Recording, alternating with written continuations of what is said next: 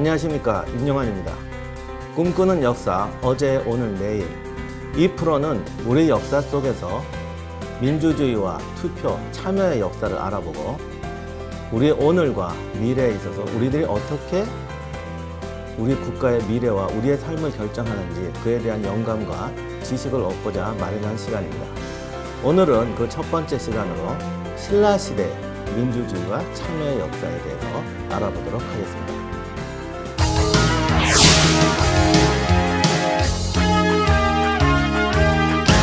신라시대의 가장 대표적인 제도라고 하면 화백체의를 들 수 있습니다. 화백회의는 들어보신 분이 많으실 텐데요. 사실은 우리 삼국시대 역사 모든 것이 그러하지만 알려진 기록이 굉장히 적습니다. 그래서 두세 줄밖에 안 되는 이 기록 속에서 그 역사의 진실을 어떤 상식과 다른 나라의 역사의 과정과 비교해서 유추해 볼 수밖에 없는데요. 먼저 신라시대 화백회의에 대해서 수서 신라전에는 신라에서는 큰 일이 있으면 왕과 신하들이 모여서 상의해서 결정했다라는 기록이 있습니다. 그런데 이 기록만 가지고는 이것이 어떤 민주적 의사결정이라고 우리가 표현할 수가 없습니다. 사실 어떤 나라에나 왕과 신하들이 함께 의논한 자체는 늘 일상적으로 있는 것이죠. 그런데 당서에 보면 조금 더 새로운 설명이 있습니다.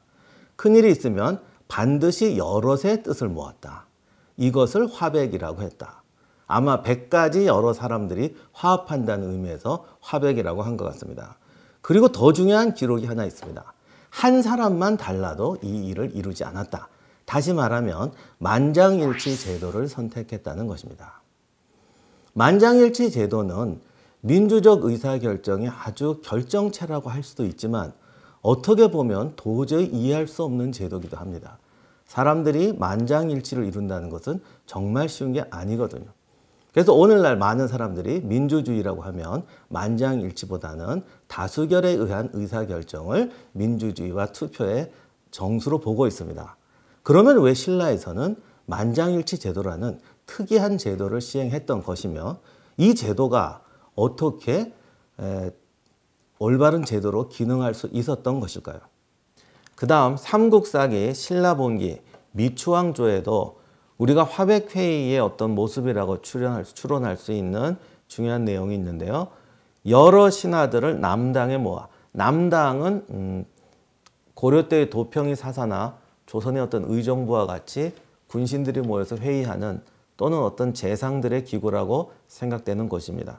남당에 모아 왕이 친히 정사와 형벌의 잘잘못을 묻고 5명을 뽑아 돌아다니면서 백성의 고충과 우환을 위로하게 했다라는 기록이 있습니다.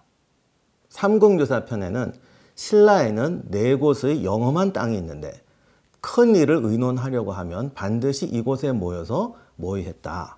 그러면 그 일이 꼭 이루어졌다라는 기록이 있습니다. 그 4가지 지역이 동쪽의 청송산, 남쪽의 우지산, 지금의 경주 남산으로 추정이 됩니다. 그리고 서쪽의 피전, 북쪽의 금강산이다라는 기록이 있습니다.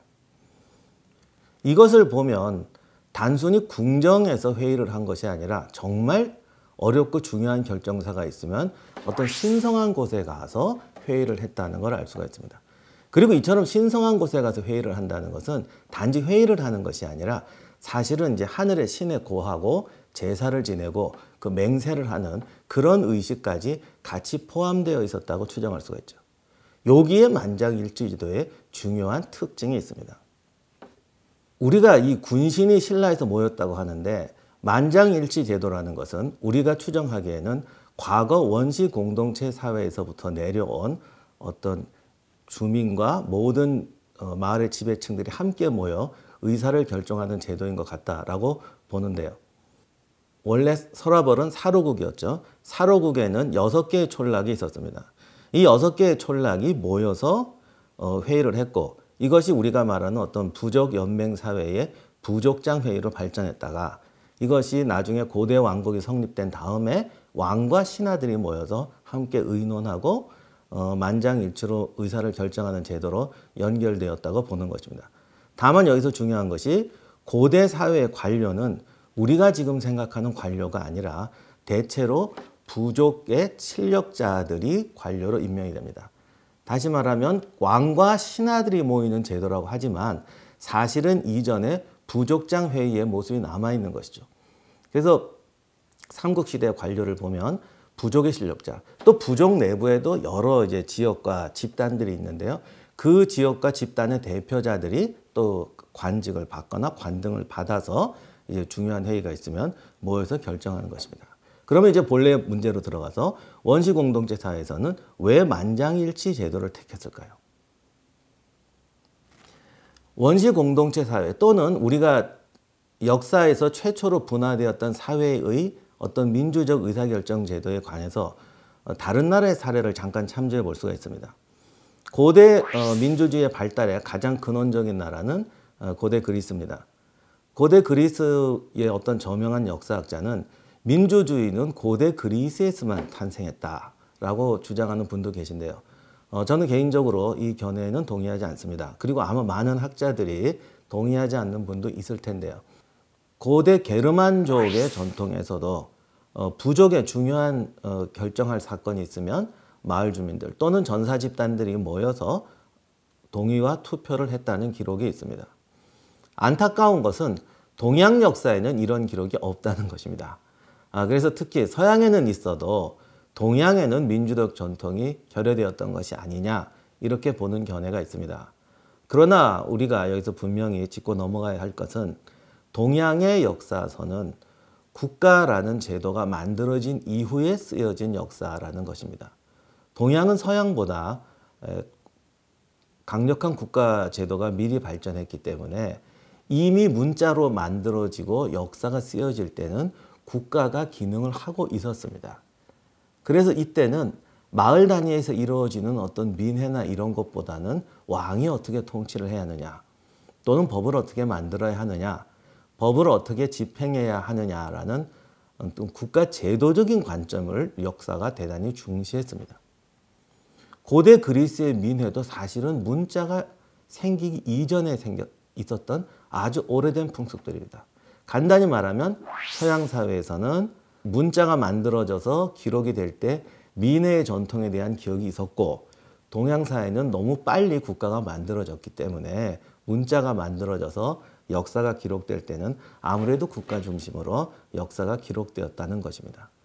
그러나 그렇다고 해서 인류 역사의 발전 과정에서 원시 공동체 사회가 만들어지고 사회가 분화되었던 과정이 동양 사회에 없었던 것은 아닙니다.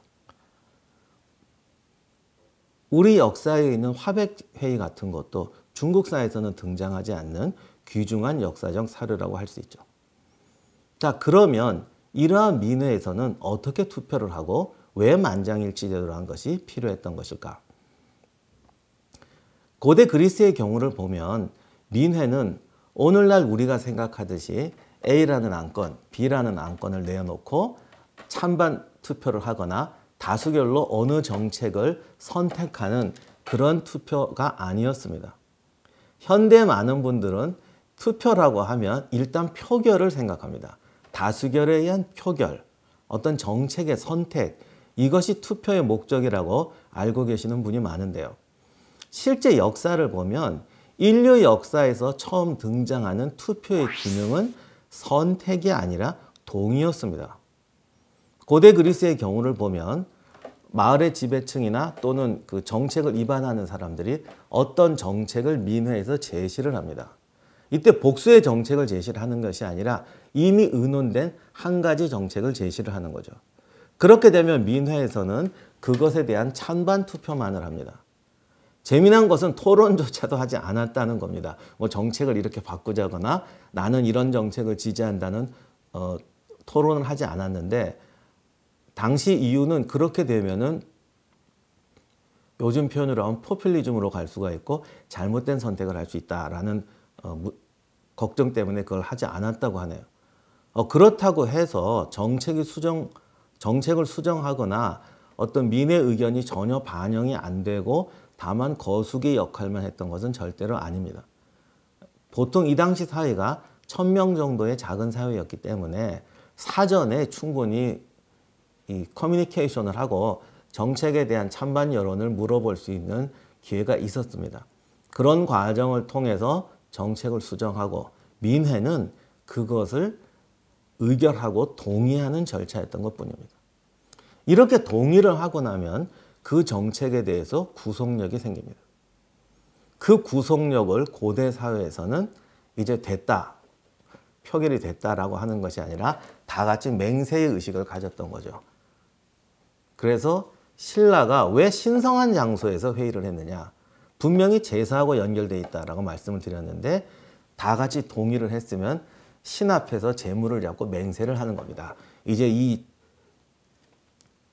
결정사항을 어기는 자는 뭐 신의 형벌을 받을 것이다. 과거엔 이런 의식이 굉장히 중요했기 때문에 예를 들어 전쟁에 나갈 때도 왕과 장군과 병사들이 다 같이 모여서 이런 제사와 맹세의 의식을 반드시 했습니다. 다시 신라로 돌아와서 고대 사회에서 최초의 투표는 표결이 아니라 동의다. 자, 그렇게 되면 신라 사회가 왜 만장일치 제도를 설정했는지를 우리가 짐작할 수가 있습니다. 이런 작은 일들을 일일이 다 민회에 붙여서 표결하는 것이 아니라 전 국민의 동의가 필요한 그런 중요한 사안을 모여서 만장일치대로 채택한 거죠. 그 대표적인 것으로 전쟁이 있습니다. 고대 게르만 사회에서는 전쟁이 있으면 전사 계급들이 모여서 반드시 동의하는 절차가 필요했습니다. 그래야 그 사람들이 함께 나가 싸우는 거니까요. 부족 연맹이 전쟁을 한다고 할 때 반드시 동의하는 절차가 필요합니다.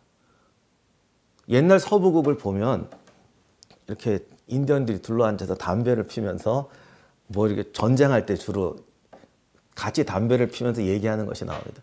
이 사람들이 동의를 해야 전쟁이 시작이 됩니다. 영화에서는 이제 극적인 요소를 하기 위해서 꼭 한두 명이 나는 못한다 하고 나가는 악당이 반드시 나옵니다. 그러나 실제로 부족 사회에서 한두 부족이 안 하겠다라고 나가버리면 이거 심각한 문제가 됩니다. 한두 부족이 빠지면 병력이 부족하다는 것은 나중의 문제입니다. 만약에 한 부족이 전쟁에 빠졌습니다. 나머지 4개 부족만이 전쟁터에 나갔습니다. 이렇게 되면 주변에 있는 다른 적대 세력들이 아, 저 부족 집단에는 균열이 있구나라는 걸 알게 됩니다.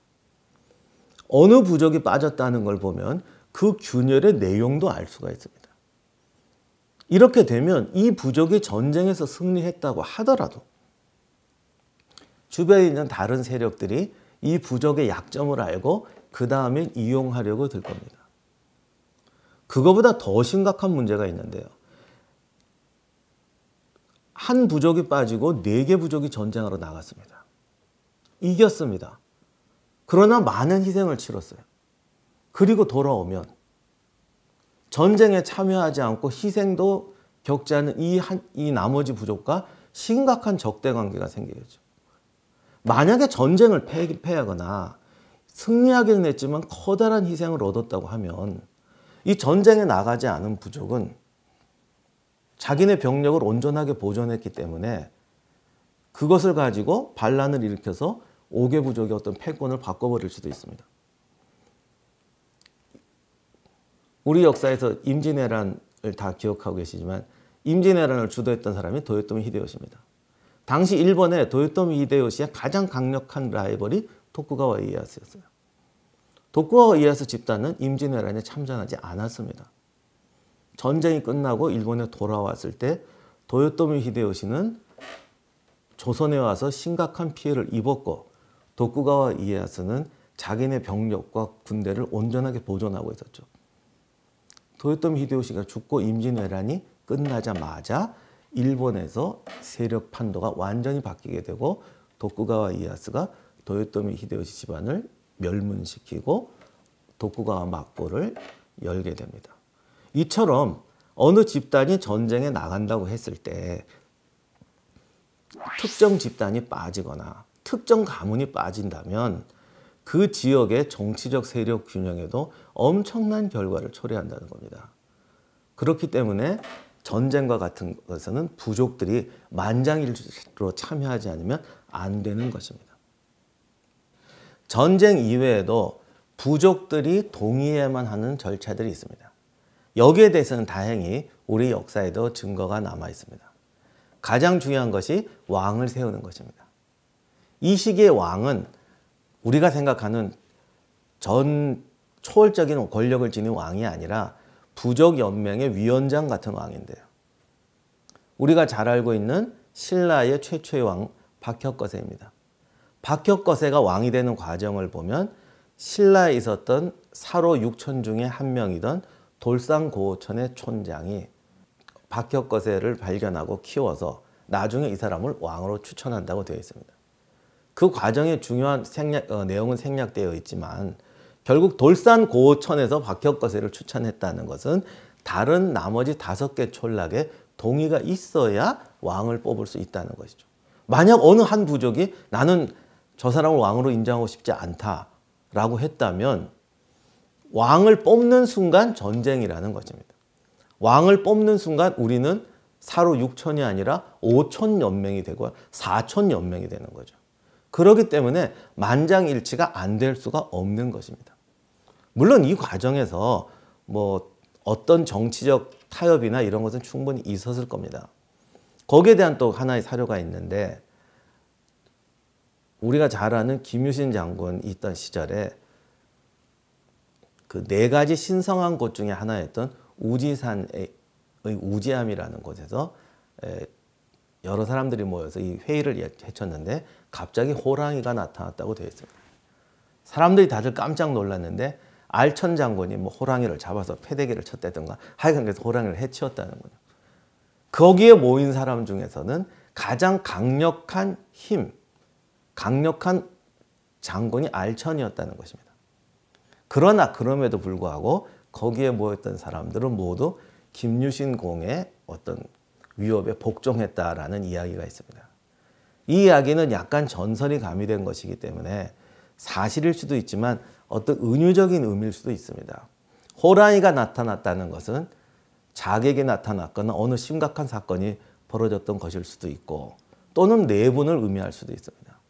알천 장군이 호랑이를 매다 쳤다는 것은 알천의 군사력이 굉장히 강대했고 당시 정치 상황에서 굉장히 군사적으로 중요한 역할을 했다는 걸 의미할 수도 있습니다. 그러나 그럼에도 불구하고 김유신 공의 위협에 복종했다. 이것은 사람들의 이해관계, 사로 6천 또는 관료들의 이해관계가 꼭 자기 이해와 맞지 않더라도 어떤 대의와 국가적 명분을 위해서 만장일치에 동의했다라는 것을 말해주고 있죠. 그래서 화백회의, 만장일치 제도라는 것은 모든 사람의 이해관계가 합쳐지는 것에 만장일치를 하는 것이 아니라 대의를 위해서 우리가 이것에 동의하고 함께 행동해야겠다라는 것을 결정하는 정치적 행위라는 것입니다. 전쟁, 왕위 계승, 여기보다 또 중요한 사건 하나가 형벌입니다.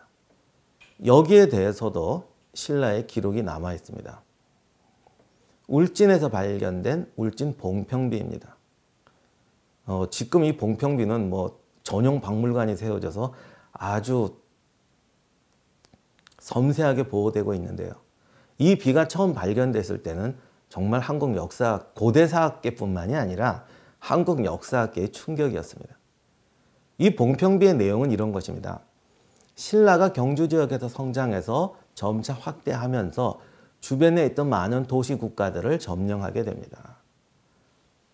물론 점령했다고 해서 강제로 하는 것이 아니라 점령하게 되면 일종의 계약을 맺습니다. 나는 이제 당신들을 주군으로 인정한다. 또는 이 나라의 일원이 되겠다라고 제사를 지내고 서약을 합니다. 울진 지역도 그렇게 신라로 편입된 지역이었는데 어떤 때 반란이 있었거나 또는 일부 지역에서 어떤 항거를 했던 모양입니다. 이것을 진압을 하고 진압한 내용을 기록한 것이 봉평비입니다. 근데 재미난 것은 이걸 진압할 때 단순히 군사적으로 진압하고 우리가 여기를 정복했다 이런 내용을 놓은 것이 아닙니다. 분명히 울진은 신라의 일원이 되기로 했고 맹세까지 했어요. 그리고 반란이 일으켰기 때문에 신라 정부의 입장에서 보면은 반란이면서 법을 위반한 것입니다. 그래서 정식으로 재판을 하고 처벌을 하고 처벌도 법에 의해서 합니다. 그럼에도 불구하고 재미난 것이 이 재판 과정을 신라 사로 6부가 모두 모여서 공동으로 의결했다는 것입니다. 이것도 전쟁과 똑같은 경우라고 볼 수가 있죠. 국가가 어느 집단에 대해서 집단적인 벌을, 자의적인 벌이 아니라 법에 규정된 벌을 가할 때도 6부가 공동으로 참여해서 우리가 여기에 동의한다라는 절차가 필요했다는 겁니다. 만약에 한 부족이 나는 저 부족의 처벌에 동의하지 않는다, 나는 차라리 저 부족의 반란에 동의하겠다라고 한다면 이런 만장일치가 이루어질 수가 없습니다. 또는 나는 이 처벌이 마음에 안 들기 때문에 빠지겠다라고 하면 역시 주변의 모든 국가와 지역에 대해서 우리는 이렇게 분열되어 있고 이런 식의 이해관계가 다르다라는 것을 내포하는 것밖에 안 됩니다. 그렇게 되면 결국 국가의 분열이 싹트게 되겠죠.